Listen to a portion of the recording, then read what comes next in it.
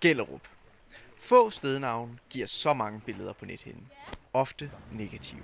Fordomme er der i hvert fald mange af. Halve er brændt ned af skraldespande, og der ser forfærdeligt ud. Det dårlige ry vil en række unge gerne rette op på. Jeg ønsker selvfølgelig en god tur.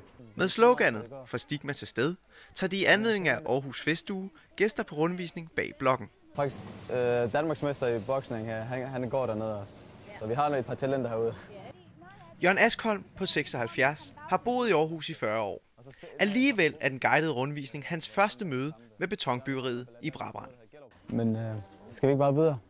21-årige Engin Erkus er blandt de unge rundvisere, der skal give folk som Jørgen et nyt syn på Gellerup. Altså formålet med det her er at nedbryde de fordomme, måske man har om Gellerup. Det er selvfølgelig noget andet at se på Gellerup udefra, end at se Gellerup indfra fra ens egen perspektiv.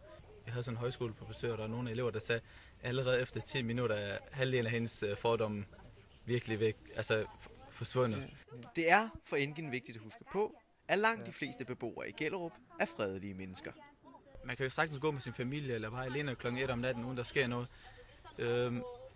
Der er et par ude, altså der er 10-20 drenge derude, som politiet de siger, der er med til at skabe den her vold. Der faktisk går ud over alle de her andre 7.000 mennesker, der bor herude.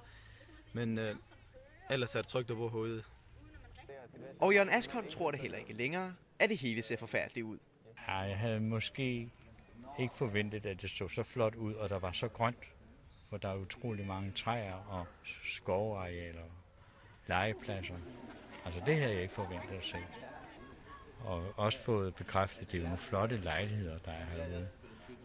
Og med flotte udsigter, det kunne man jo godt mangle inde i byen.